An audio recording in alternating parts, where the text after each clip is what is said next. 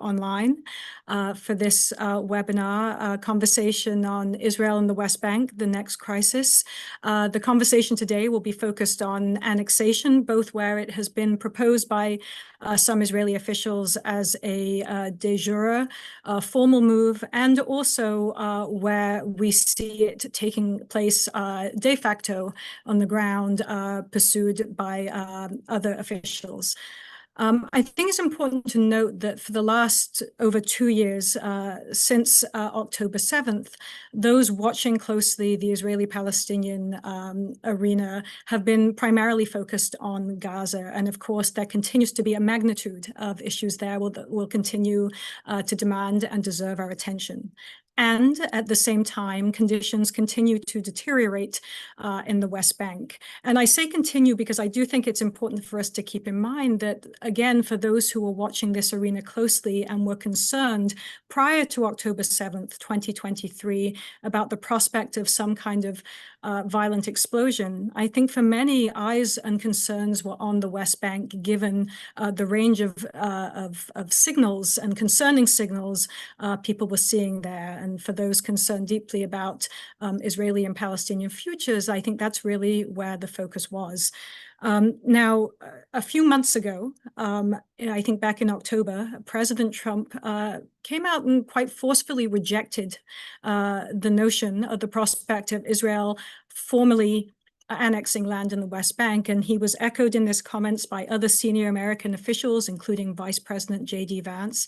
And those were building on also strong statements by Gulf allies, including the United Arab Emirates among them, saying that formal annexation by Israeli officials would be a red line.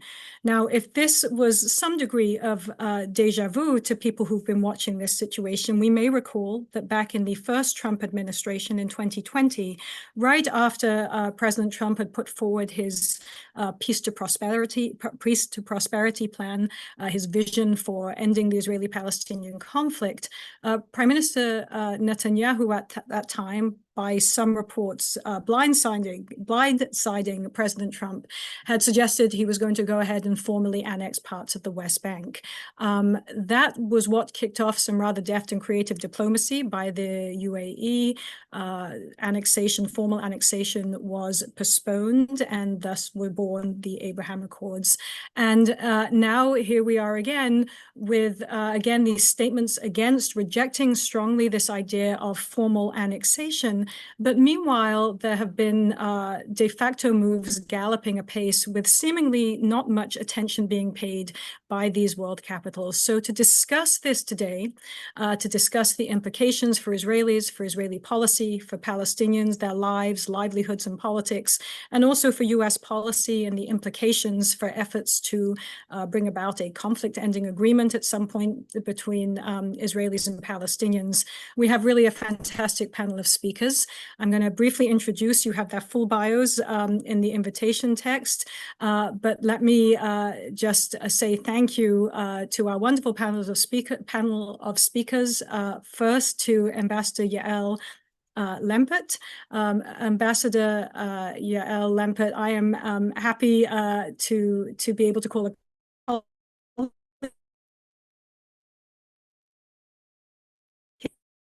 here at the Middle East Institute, 3 decades as an American diplomat, serving in a variety of senior roles, most recently as our American ambassador in Jordan. Prior to that, she'd served as acting Assistant Secretary of State for the Near East and Principal Deputy Assistant Secretary of State for the Near East.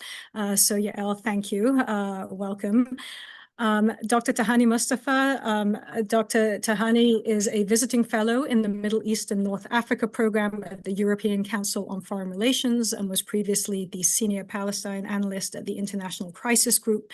Her work focuses on issues including security, socio-political, legal governance issues in the West Bank. And last but certainly not least, Colonel Ron Schatzberg, who is co-executive director of the Economic Cooperation Foundation in Israel. It's a policy-oriented think tank where Ron is currently, Colonel Schatzberg is dealing with issues including regional security, border regime, Jerusalem cross-border cooperation, as well as Jordanian-Israeli relations. So again, many thanks to all of you. And I'd like to dive right in. And I'd like to dive in starting with you, Ron. We do have a lot of folks online who are very well versed in these issues, but we also have others who are maybe getting more up to speed. And so if I can ask you first to help us ground the conversation today, to give us a little bit of the lay of the land, a brief overview of the legal and administrative status in the West Bank, and we'll take it from there. So thank you. Okay. Thank you, Lucy, and I'm very happy to attend this very important meeting. I would say that first, for all of us to know, since Israel took the West Bank from Jordan in 1967, the whole area is considered to be occupied territory under the international law. Although Israel can call it belligerent occupation, it's occupied territory. The thing that, by the way, only 70 square kilometer of this area, which is around 6,000 square kilometer, was annexed to Israel after 67, and that's the area of East Jerusalem. And as you know, I don't think there's many countries that accept or approve this annexation.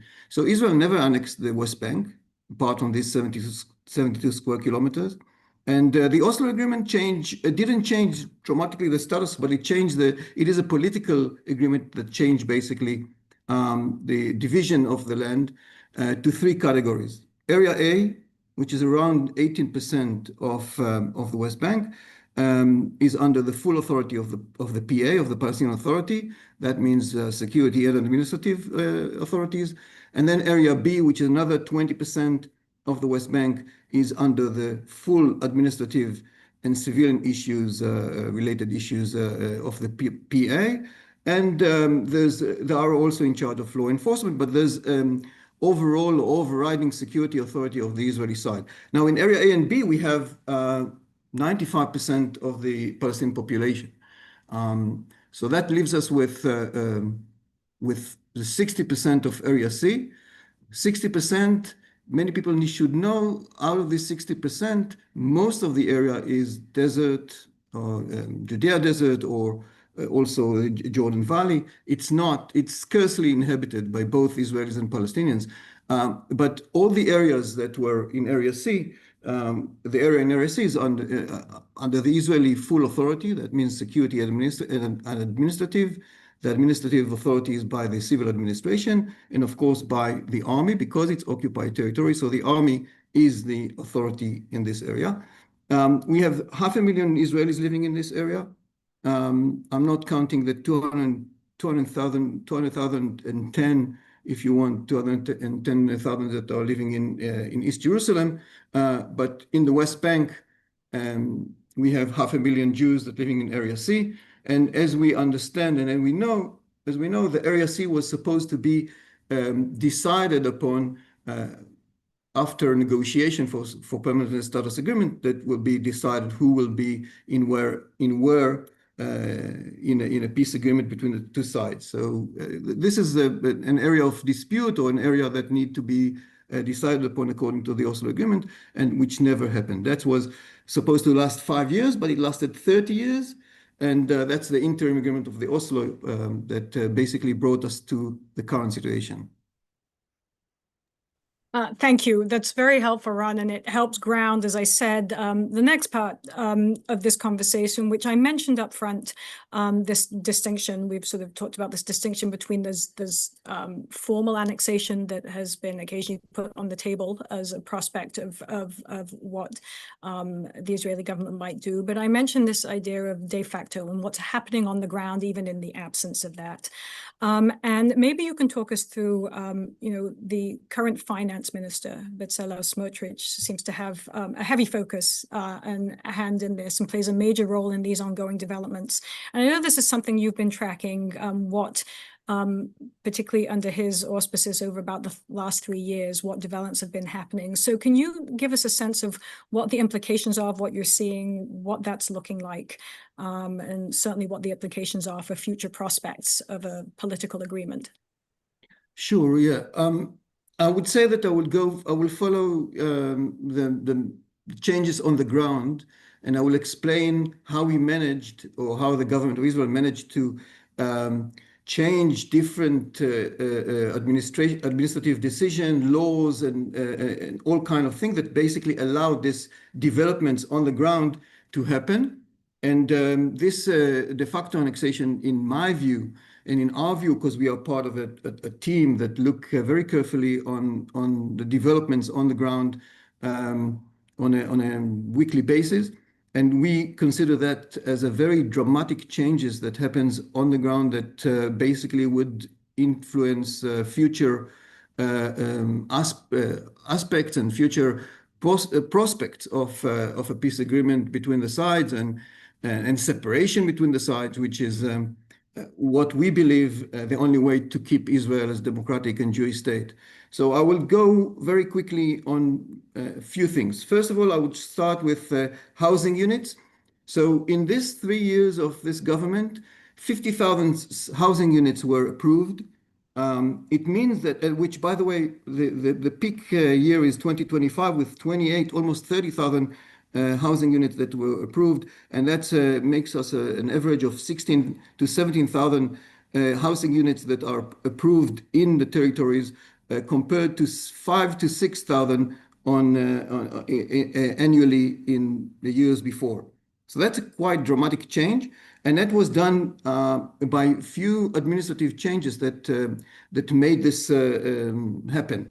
First of all, make the government with Smotrich not only as a finance minister, but also as a minister in the defense ministry in charge of settlements, basically made all the bureaucratic steps that are in the approval of housing units or housing plan made so much simpler than compared to before. That includes, instead of 14 times when the Minister of Defense had to sign a plan, now it's only one. And the first, after the first signing, Smotrich is the one that's signing the plan. Then it can run through the bureaucratic process, and it takes, in the Israeli bureaucracy, a year, and then approval is granted. So this is one thing. Another thing that he made, he got the higher planning administration in the West Bank, they're the one that are actually deal with the plans, to meet instead of once a month or once in 2 months, almost every week, sometimes every 2 weeks, but almost every week, and approve more and more plans. Last thing that I want to mention about this issue is the fact that the US administration didn't restrict these processes. Like unlike other administration, including Republican administration. So there was no pushback from the American administration. So you don't see yet the growing in the number of the settlement population, but because it will take time. But for a decade now, we have plans in the pipeline that waiting for expansion of settlements. And it's not only in the settlements that are close to the Green Line, because most of the growing number of settlements in the past 5 years or even 7 years, it's the growing number of ultra-Orthodox cities close to the Green Line. That's Modi'in Illit and Beitar Illit. And that's the plans are not only for that. The plans are for inner, deep in the populated Palestinian area settlements, and that will compromise or will be an obstacle for any peace agreement, any separation in the land. This is one thing. The second thing that I want to mention is the declaration of state land. So we speak about 26,000 dunams or 26 square kilometers, which is 6,400 acres. It sounds not much for, for in a US scales, but in Israeli scale, this is a quite big chunk. More than 50% of what was done, what was declared as state land in the last 30 years. So we are talking about in 3 years, we declared more than 50% higher than we did in 30 years. So that's a great change that will enable more expansion of settlements, or maybe even building new settlements, etc. Third thing I want to mention is the, I would say, illegal settlements and farms don't don't think about farms in the scale of US. This is a very small thing, but this is like if we look at settlements, legal settlements, since Oslo, 30 years ago, only 6 new settlements were established in the West Bank.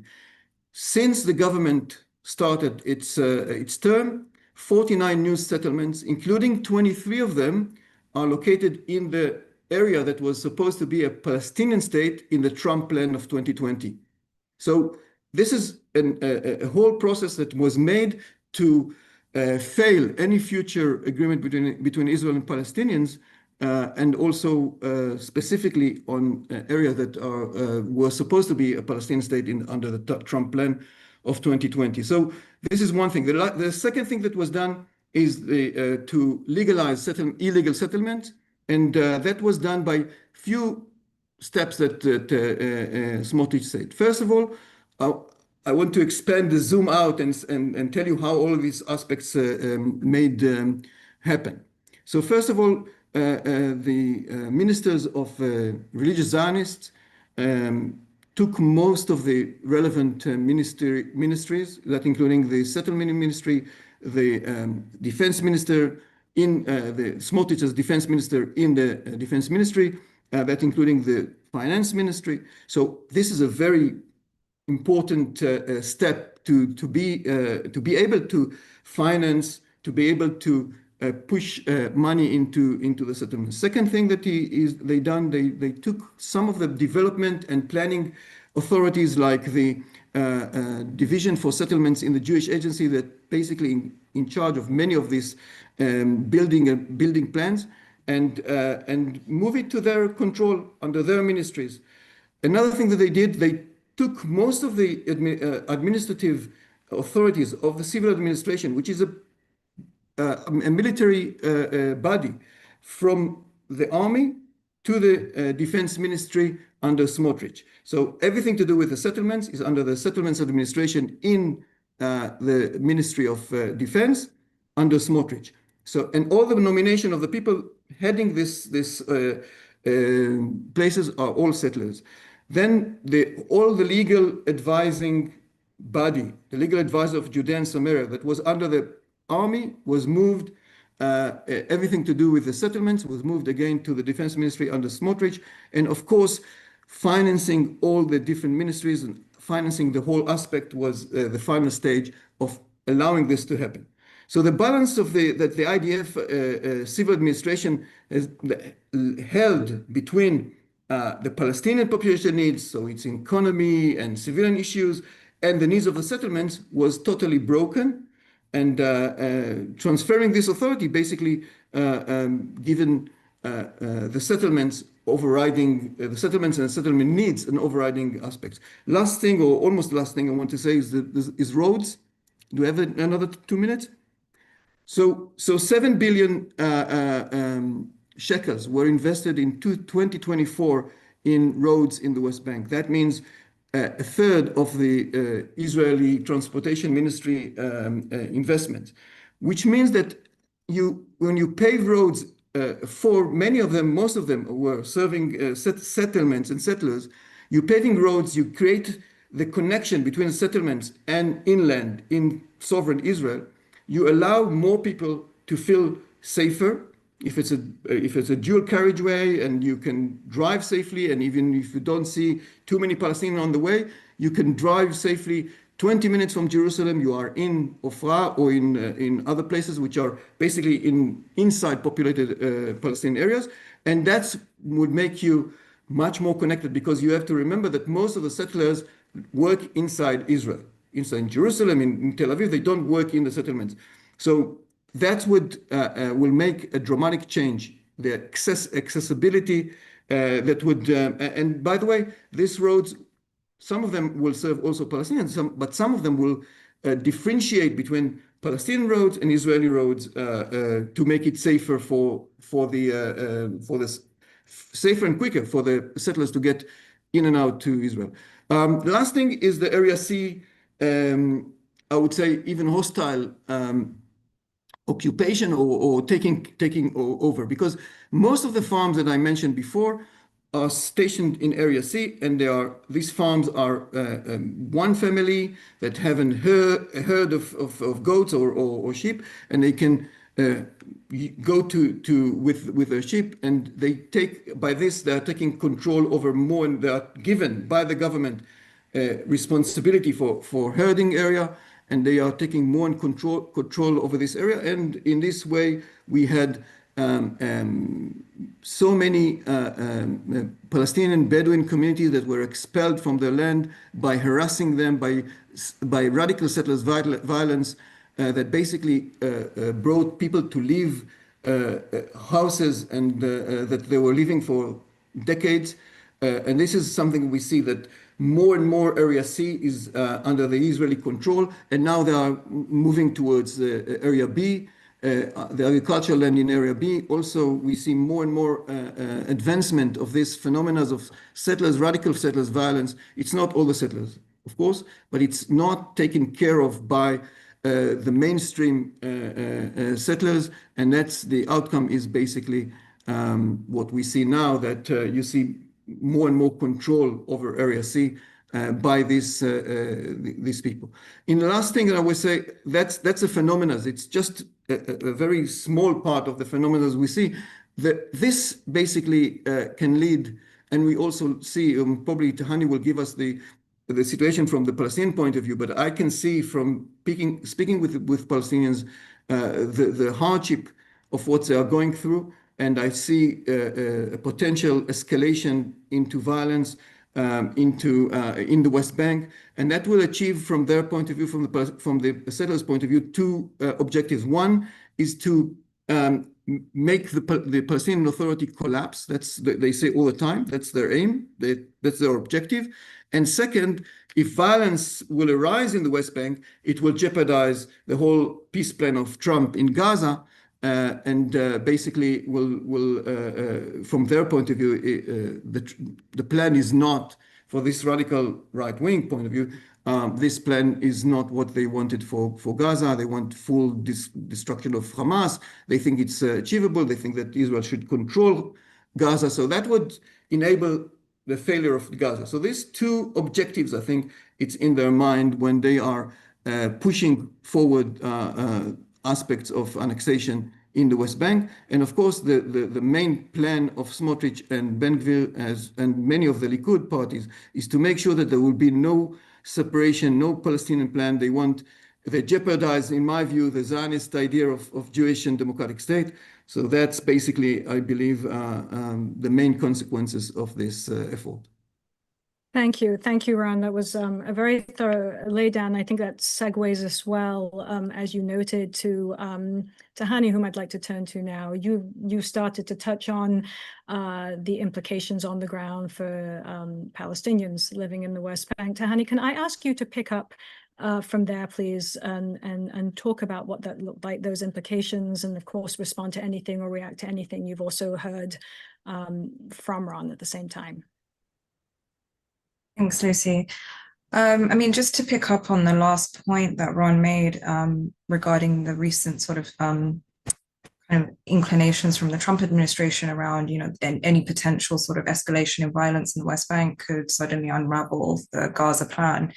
It's interesting because in certain segments of the Palestinian sort of political sphere, people don't really envision there being much of a future for the West Bank anymore. When they hear the term State of Palestine or Palestine, many are now claiming that is literally in reference to Gaza and not the West Bank. If there is going to be anything left of a Palestine, it's going to be Gaza. It won't be the West Bank. And that really speaks to a sentiment that's been floating, I think, around quite prominently for the last 2 years, especially, which is a real shift, or let's say acceleration, I think, of trends that we saw pre-7th of October, but that has now become so deeply ingrained within Palestinian psyche, which is this idea that they potentially don't have a future on their land in the West Bank anymore. So before I start speaking to the realities post-7th, it's just worth considering that even pre-7th of October, the levels of violence in the West Bank, land appropriation, Israeli search and arrest operations, settler violence, had been the worst they'd ever been in this conflict. The numbers of fatalities were outnumbering anything we'd seen in the 15 years prior. The UN and other human rights organizations were warning, of the significant increase in violence, as well as obviously some of the worst kind of ruptures of instability we'd seen since the Second Intifada. I think even at the time when I was with Crisis Group, I remember, the last few months I was there leading up to the 7th of October, the situation had been more tense than it had ever been, I think, in the decade that I had worked on Palestine before that. And I recall many of us on the ground thinking that if there was going to be an inflection point, it would come from the West Bank, not from Gaza. So that really took many of us by surprise, especially because we were starting to see a resurgence of armed resistance. There was this sense of complete nihilism, a lack of agency, things were not getting better. And it was driving younger and younger generations of Palestinians that saw absolutely no political horizon towards more radical elements like Islamic Jihad and Hamas. So we started to see the prominence of more radical elements in areas that we had really never seen their influence before, right? And these were really areas where, you could consider them to be very left-leaning or secular.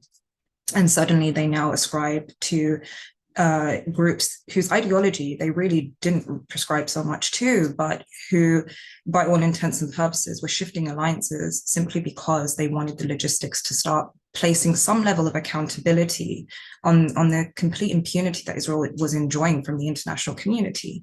And unfortunately, I have to say that even the advocacy I was doing around that time, and many others like myself, was just falling on deaf ears with the international community, right? The response was either apply the PA with more money and coercive weaponry, or throw more money at the PA so they can create more jobs, right? And Palestinians were not duped into that anymore. It was interesting because many of those Palestinians, especially younger Palestinians, were quite savvy in terms of learning of the lessons of what the international community had done post-Second Intifada, where you had the promises of state building and prosperity, security sector reform, economic reforms, but it did not wield the kind of peace process that was promised alongside it. And so they started to call these initiatives things like sedation, economic sedation, right?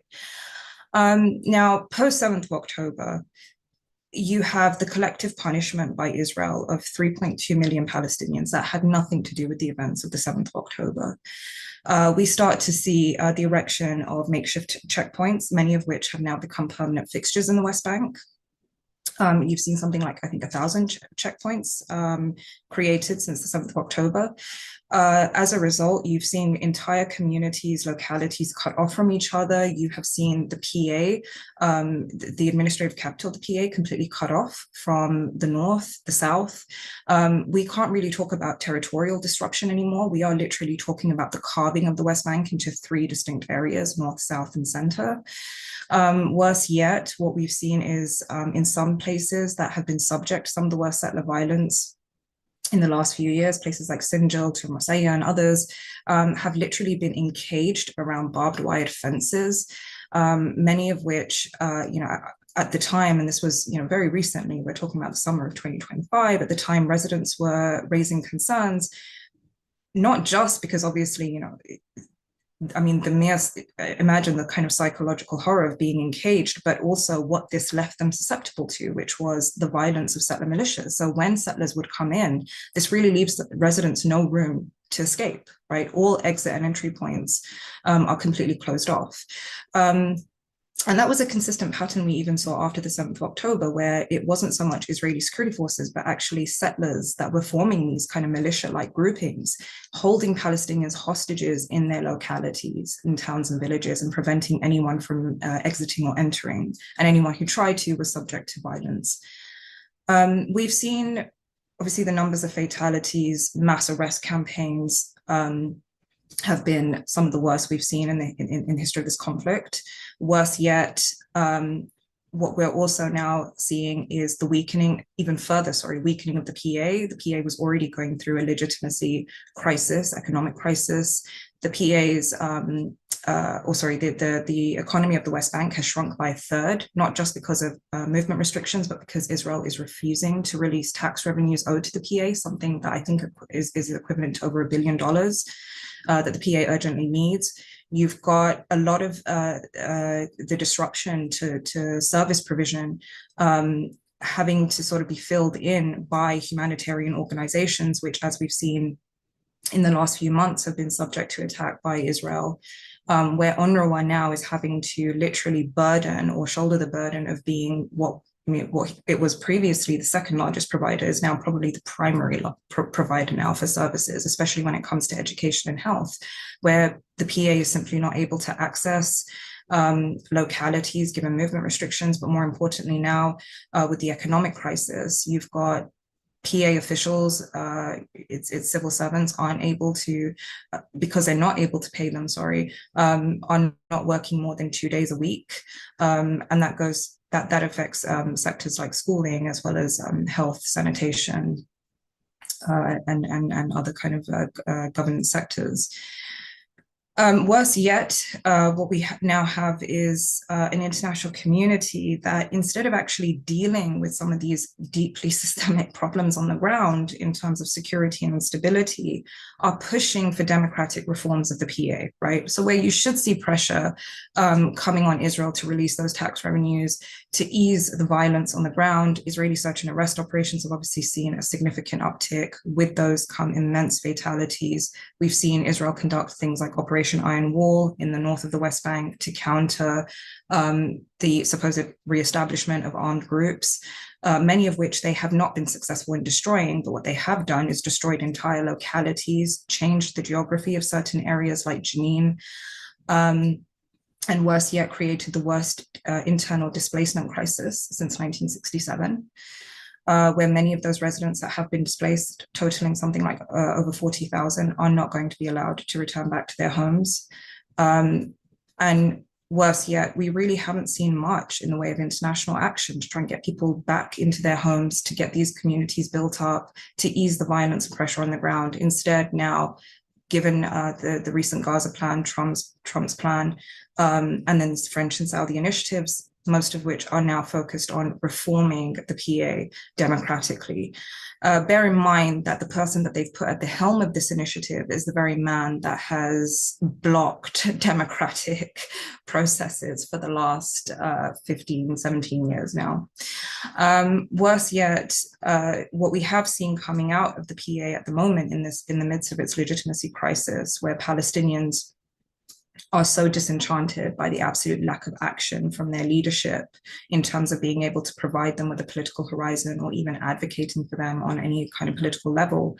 And where in the last 2 years, they've just been met with deafening silence with regards to the suffering on the ground, and a leadership that they feel cannot relate to that reality on the ground. We've seen these cosmetic democratic reforms coming out with the establishment of a constitutional committee, the creation of a vice presidency, the potential for local elections that are slated for April 2026 to now also include one of the cities in Gaza. Now, bear in mind, that's actually quite a savvy move from the PA that is very fearful of what a potential separate governing committee for Gaza could do for the future of the PA, making it irrelevant and shifting the center of gravity and financial hub to Gaza rather than the PA. Enabling Israel to make good on its promise of annexation alongside the dismantlement of the PA. What it's now doing is trying to somehow assert itself within that equation. And one of the ways it's doing that is through pursuing these local elections, right? And including Gaza in that.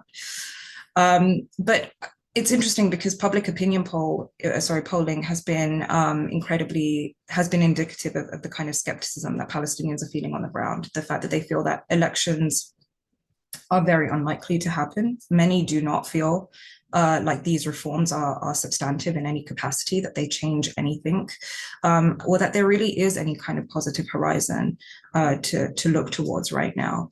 Many do feel like these are really destructive mechanisms. And ultimately, it really doesn't change it offers really no tangible change in the reality that people are really sort of suffering from on the ground. I mean, it's been interesting because in the last couple of years, when we've seen the absolute resilience of Gazans and their adamancy on staying on their land, echoing the sentiment that they'd rather die on their land than live the indignity of being a refugee elsewhere, and where many of those that did have the opportunity to leave stayed, we don't really necessarily have those same sentiments being echoed in the West Bank. Many people, and this is something I think has been significantly underreported, is that those with the capacity to leave are leaving, and those and many are now looking for places and opportunities and countries that will take them in. Which is, incredibly sad, as well as the fact that international humanitarian organizations in places like Jordan have been incredibly fearful and consistently warning, alongside regional states, of the kind of precedents that Gaza has now set for what is to come and what many do expect to come from the West Bank, which is going to be outright annexation and an influx of Palestinians into places like Jordan, for instance. Thank you, Tahani. I mean, another sobering picture painted, certainly. And I'm going to turn to you now, Yael. There's been a lot put on the table. And I mentioned up front, I do want to get to the policy implications of this. We've talked about some of the policy and political implications Palestinian context, but of course the US keeps coming up, and we have to think about what this means for our own policy. This is an issue you've tracked and worked on very closely for many years during your time in government across several administrations. If you could comment first and share your thoughts on what you've heard, obviously, from Ron and Tahani, and also, this isn't a new issue. How have you seen this viewed and addressed in the past? What do you see as maybe distinct now? What are your concerns? What are you focused on? Thank you, Lucy, and thank you, Ron and Tahani, for your comments, which really paint the picture of the reality now in the West Bank.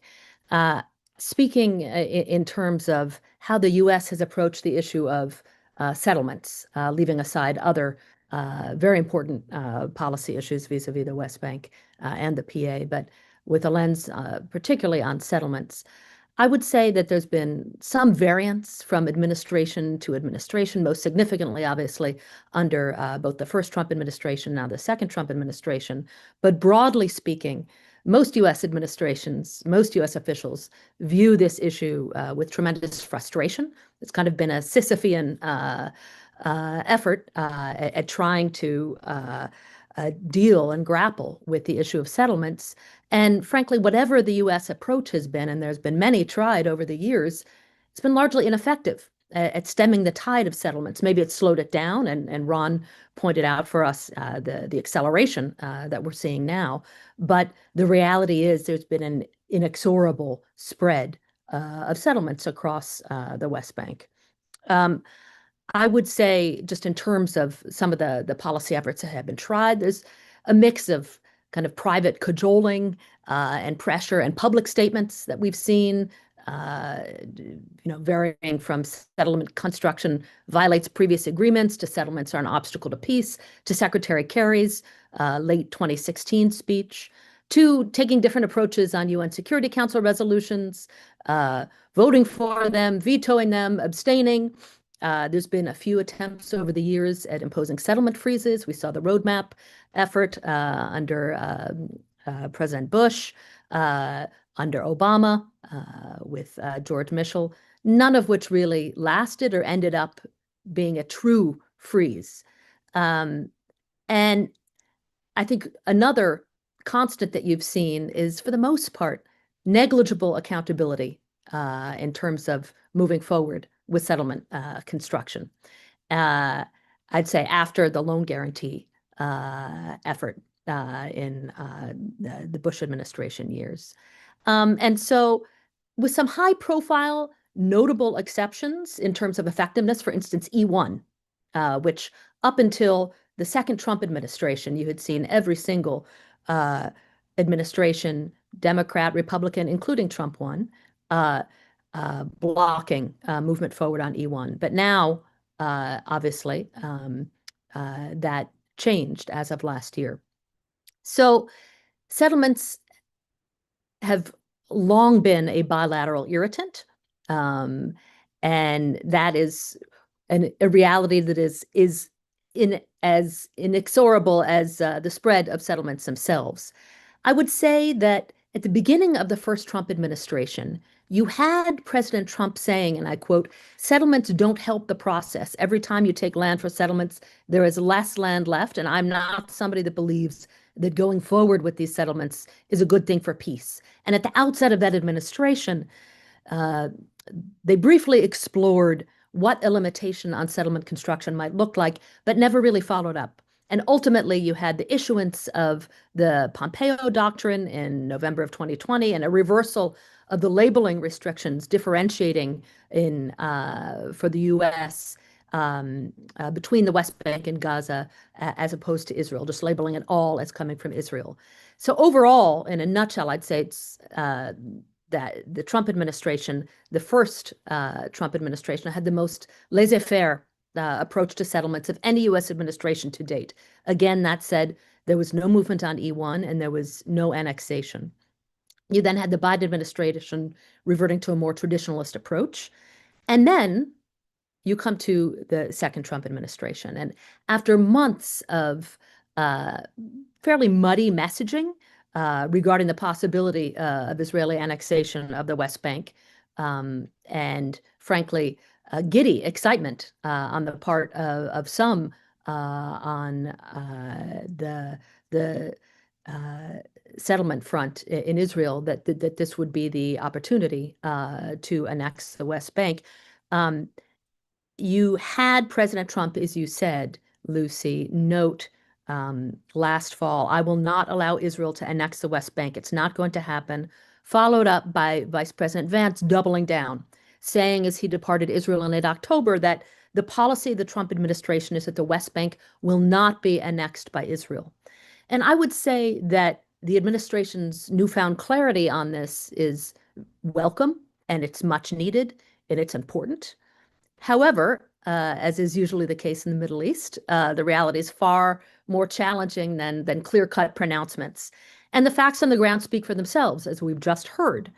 While de jure annexation may not yet have occurred in the West Bank, the de facto reality is one of annexation, and no longer creeping annexation, but sprinting annexation. You see an acceleration that, frankly, is unrivaled since 1967.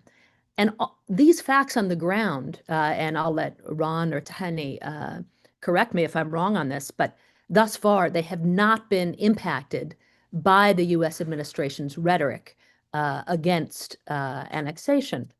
In fact, you have the Israeli coalition and party making clear that notwithstanding that Israel will not be moving forward officially with annexation, they will continue to make that an on-the-ground reality, in effect bypassing the American president, even as he provides largely unflinching support to Israel. You had on Christmas Day, Israel's defense minister saying about the West Bank, "We are implementing a policy of practical sovereignty there. It is impossible now due to the circumstances to declare annexation, but practical annexation means establishing settlements." You had a mid-October statement from the Likud party regarding pending Knesset legislation about annexation of the West Bank, which the Likud opposed so as not to anger President Trump, but nonetheless, the Likud making clear what the long game is, saying we strengthen settlement every day with actions, budgets, construction, industry, and not with words. True sovereignty will be achieved not with a show-off law for the protocol, but by working properly on the ground. Lastly, I would just quote the Minister of Transportation, Miri Regev, who said in an interview on Israeli TV late last year, "Unfortunately, now is not the time for Israeli sovereignty over the West Bank, but there will be. And by the way, we at the Ministry of Transport are de facto implementing annexation in Judea and Samaria, the West Bank. If you walk around there, you'll see the number of roads, bypass roads, and lights that we are installing and constructing there. We must annex." And so you have a situation now that is different than the past for a variety of reasons. Number one, you have the most extreme Israeli government, extreme coalition on this issue that you've ever had, with key coalition members who are empowered on this front with control over key portfolios, who are focused on an agenda of de facto annexation, and all being quite upfront about their intent, with negligible or no pushback from the American administration. And these folks are focused really, it would seem, on maximizing the gains during this period with this Israeli coalition. And while they feel that the American administration is not paying attention to these details. And this is paired with an American administration who has its hands full with Gaza, little bandwidth to focus on the West Bank, is not fully staffed on this issue, and is focused on the top lines, no annexation, versus the daily details, which taken together and the drip of settlement announcements and bypass roads, etc., can add up to what ultimately will equal a de facto annexation. E1 is one case in point. And there are these massive changes on the ground, as you've heard from Ron detail, that again lead you towards what combines, I would just say lastly, to make the formal act of annexation, while it would be symbolically extremely significant, practically it is increasingly superfluous, because in practice it is largely already happening, and it continues to, even as the United States and others in the Gulf, in Europe, assert that it cannot. So this is a massive challenge and a conundrum for the American administration and for advocates of a two-state solution. And I'll stop there. No, thank you. And if I can, you mentioned E1 a few times, so just for those who are listening, E1 settlement, which was often referred to over time as sort of the doomsday settlement, with the idea being that that would be, if that were annexed, that would effectively be the end of the prospect of a two-state solution, because it would effectively bifurcate of a contiguous Palestinian state. Any of a contiguous Palestinian state, correct. So just wanted to clarify that, and of course add anything to my brief explanation there, Yael, Ron, or Tahani, that I didn't cover. Thank you. So I want to turn back, Ron, to you, because I know you've been doing a lot of work as well. I mean, you've laid out a very detailed picture of everything that's been happening the last few years, and Tahani's laid out as an incredibly sobering picture that corresponds to and complements what you were also saying of what this means on the ground, effectively for any prospect of a meaningful political resolution along the lines that American policy at least had been thinking about continuously for years. What are the challenges you're looking at down the road? What should invested stakeholders and policymakers be focused on if there is indeed a political will, or needs to be a political will, to arrest developments, change course, or some other transformational action that might be taken at this point? What are the options? Okay, so what do you see as coming in? I think what we need to flag out or to put on our radar, apart from the ongoing annexation activities that are taking place, and we understand that there's a limit of 6 months until the next elections. That's what most of the commentators speaks about, because October 2026 probably will not be the best date from a Netanyahu point of view for new elections, taking in mind the 7th of October from a few years ago. But I think that what we understand is that this 6 months from now around June or July, that means that the government understand that, and the extreme parts of the government, means Ben-Gvir and Smotrich, understand that there must be maybe the last opportunity for them to create steps on the ground that will be irreversible and will not be able to be rolled back.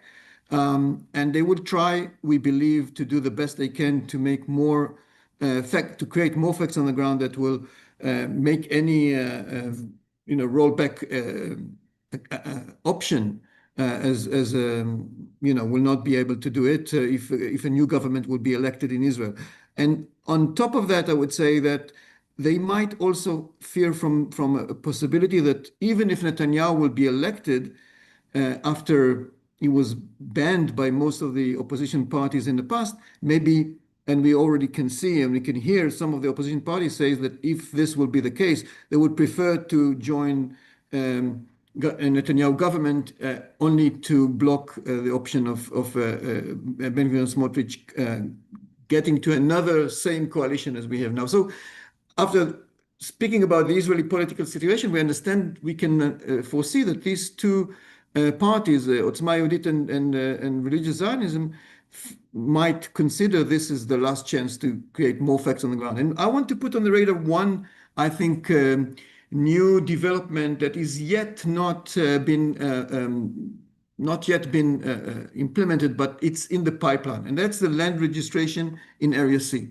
Now, few points of history. So Area C, as we spoke, 60% of the West Bank, the most critical land to any future agreement between Israel and Palestinians. And from historical point of view, the Ottomans were not very good in land registration. There was some, but not very developed. Then when the Brits came in the British Mandate in 1918, they started the land registration effort in all the West Bank, continued by the Jordanians, but most of the land in Area C was not registered. Where it was registered, in northern Samaria, for example, you can see the impact. The impact is that in northern Samaria, we don't have many settlements. We have only 4. And now there's a new effort of the government to rebuild those settlements that were uprooted during the disengagement of Prime Minister Sharon. I'm talking about Chomesh and Sanur, and Ganim and Kadim, and the plans are there to build much bigger settlements than it was, like 20 or 50 houses. Now we're speaking about 200 houses in some of these settlements. So that's northern Samaria. So because it was very, very much the only place that was very much registered, then there was not many settlement that could build there, because most of the land was registered as private Palestinian land, and you cannot build on private Palestinian land. That's also the ruling of the Supreme Court in Israel. So land registration would mean few things. First of all, it would mean that we are not considering this land as a temporary presence or temporary holding by the Israeli government, but something that is permanent. And when we allow that, which we didn't allow for since, under the Israeli law, you could not register the land in Area C. And there's a law also that is now in the pipeline that will enable Israeli private people to buy from private Palestinian people. And it's all about land. As you can see, this conflict is all about land. So when we speak about land registration, there are few more impacts or potential outcomes of this thing. First of all, it will allow Jewish people to, or Jewish, not only private people, but also it will allow bodies like JNF, Jewish National Fund. It will allow the government itself, the state itself, to register land under their authority. Why it's so difficult? Because many Palestinians, and we know it also from the experience we had in East Jerusalem that I'll speak in a minute, but many Palestinians will not be able to register the land because they will have it is very difficult to obtain documents that prove that you are owning the land. There's a lot of problems of inheritance. If someone will not be present in some of the owners is not present in West Bank, maybe he will be replaced he will be declared as absentee. Then his property is under the absentee authority. It's a nightmare, bureaucratic nightmare, and judging from the 6 years of the experience of East Jerusalem, where out of the 2,000 dunams that were registered under this experiment that started 6 years ago, only 1% was by Palestinians in East Jerusalem. So that's give you a vision to what will happen in Area C in the West Bank, which means that at the end of the day, you have more land registered as a state land or for private people or for authorities to use to expand settlements or to build new settlements. And I think that's quite critical thing that we need to take in account. And I want to say something about the prospect. So this is the current situation is that the government of Israel already allocated 224 million shekels in the next budget in the budget for next year to make this happening, because it's a lot of money to build this administration and bureaucratically be ready for that. And we are waiting now for the issuing of the procedure by the Ministry of Justice and the Ministry of Defense that will basically allow everyone to use. And they already started. They started to introduce computerization of the system. They started to taking down some of the bureaucratical aspects. For example, if you bring document that you are owning the land, usually because of many scams, it was went directly first to the forensic laboratory to be checked if it's true or not. And many of these attempts were shown were introduced as scams and frauds. So that's also in place. So the many other places, I don't want to go into details because it's very, very complicated, but it's in the pipeline. And I think that the only thing that needs to be done, the only way to change it is to the US administration to put their efforts not to to make sure that Netanyahu will not issue this procedure. The government will not issue the procedure, because after it will be issued, it will be very hard to be rolled back and to change it back. And I think that's a critical moment for us that might take place in the next 2 months. That I think that there is a need for external involvement, I would say, in stopping this process.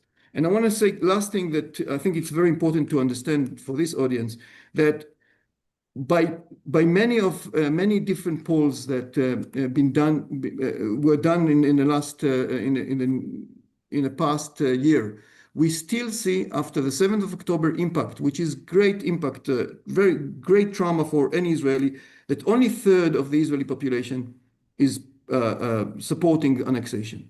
47%.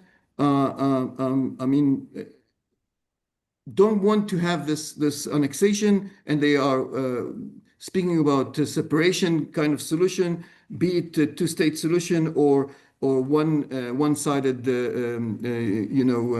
separation from the Palestinian side.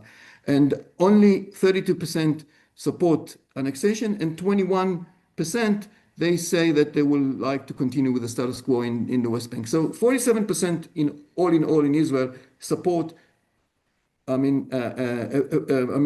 Support separation and not annexation, and only 32 supports annexation. It's important to understand that these two parties, which have only 14 seats in the Knesset, which is something like 12% of the Israeli population, that actually control the policy of this government, they are not representing the Israeli will and the Israeli main, I would say, wish to separate and to allow this conflict to end up with some agreement.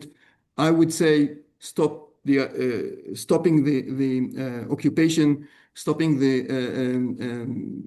fighting against the another people will to have or wish to have a self-determination, something that we suffered as a people. So I think that's it's not only moral issue. It's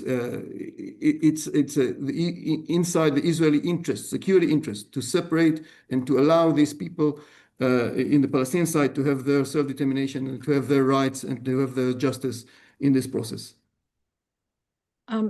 Thank you, Ron. With just the very few minutes that we have left, what I want to do again, you raised a number again of key points, and you did talk about what you see as an urgent need for external stakeholders, which would typically be, well, in the past, actually, that would have been the locus of focus was on the US and the EU as external actors. Of course, we do have the Arab states and the Abraham Accords countries in the mix now, who then have leverage that maybe they didn't have before. So I just want to, if I can just turn quickly to Hani and Yael to build on your point. Hani, I know particularly as someone who's worked and is working, in the European context, where do you see, and you sort of touched on this before, where you felt that some of these messages were falling on deaf ears, but do you see any prospect of European movement on this, or what would you propose could be effective here in that regard? Thanks, Lucy. I mean, unfortunately, I think we're not seeing much shift in the way of European policy here. I touched upon this a little bit in my talk, but it's very indicative that I think the focus has been so substantially on entirely the wrong things, and possibly because they want to avoid having to delve into the harder issue of applying political pressure where it needs to be applied. So instead, we're seeing a lot of efforts being invested in things like democratic reform of the PA, right? As opposed to, as I said earlier, actually applying the pressure where it needs to be applied. We've seen rhetoric coming out, we've seen words of condemnation, but we've not actually seen any substantive action behind that, right? And interestingly enough, the EU's policy so far has been continued engagement rather than actual pressure politics, rather than isolation. It's a policy of not even trying to consider hardline policies against Israeli actions. I mean, even the concept of partially suspending some of its trade relations, given that the EU is the largest trading partner, even those sorts of initiatives have been so hard to float in European capitals. Never mind the fact that, I was in a track 1.5 back in December, and it was absolutely shocking just with the sheer arrogance in which European states and the Saudis are literally heralding the initiatives that they're pursuing alongside the PA as a way to, further this prospect of a Palestinian state, which, by the way, I think many need to also consider that recognition came with a whole host of conditionalities put on the Palestinians themselves, which really didn't kind of shift the original equation of what they claimed was the intention here. And if anything, recognition was presented as a punishment for Israel for not, abiding by any sort of pressure towards a ceasefire. Never mind then the whole host of conditionalities being put on the Palestinians. And the pushback amongst Palestinians has been, why has the onus always been on Palestinians to reform in order to get even just a modicum of something positive, right? So unfortunately, I don't think policy has really shifted in that sense. And if anything, we're still having the same old conversations. I mean, it's quite shocking that a lot of the conversation just hasn't shifted since pre-7th of October, right? Around, what is the prospect? What does reform look like in the Palestinian context? What are we going to do with the prospect of unsavory elements potentially winning an election? What is going to be the future of Hamas, despite the fact that you've had regional, guarantees that Hamas is not going to play any substantive role in any political future of the PA or a Palestinian state? As well as this idea of having to tackle Palestinian radicalization. But really, there's just as I said, no substantive discussion around how we can actually apply the right kind of political pressure where it needs to be applied, and that's not going to be on the Palestinians. And unfortunately, the conversation just isn't shifting. Thank you, Tahani. I'm going to turn to you, Yael, for some last words and thoughts on this. And I think, as Tahani and Ron have both just suggested, this can't be the last word on this conversation writ large, because there's so much more to discuss. Obviously, I mean, there's so many threads that we could pull on just from today's conversation alone. But if I could ask you to close this out for now on this same question of sort of what next?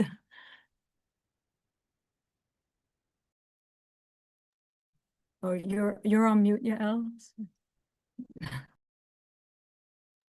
Thank you. There are a lot of threads to pull on, and I think that it's clear we need to do at least another webinar on the issue of Palestinian reform, because I have a lot that I wanted to dive into into what Tahani said, but I will instead try and pithily say there needs to be more focus on the West Bank right now from the United States, from Europe, from those in the region, because the prospects for some viable future and a viable Palestinian state, as limited as they are at this point, are diminishing exponentially, as we heard from Ron in terms of the numbers. And I think it's important that there be an eyes wide open approach, in that actors realize that the status quo is not static. It is this corrosion in the West Bank on a variety of issues. And so I would hope that the United States, which again, I laud President Trump for taking the position that he has on annexation, but I think that there needs to be a focus that realizes that, notwithstanding the statements that have been made, the reality is that it is de facto happening. And I'll just close with a statement that Prime Minister Netanyahu, sometimes when his team is going into negotiations or he's speaking with U.S. interlocutors about broader negotiations, he'll say, "Don't be the friar," which is a Yiddish word meaning sucker. Don't be the sucker in the negotiations. The United States right now is being played. We should not be the friar. It's important that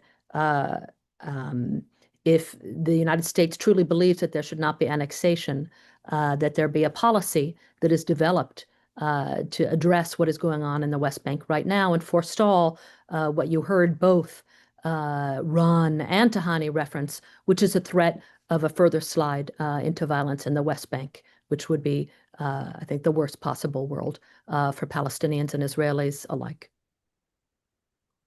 Thank you, Yael, and really thank you to each of you, to Ron, to Tahani as well. This was such an important conversation. Again, so much more to pull on. I hope we can continue these conversations. And again, to end where Yael just said, for all of those of us on this call, I think it is everybody who cares about these futures for Israelis and Palestinians alike.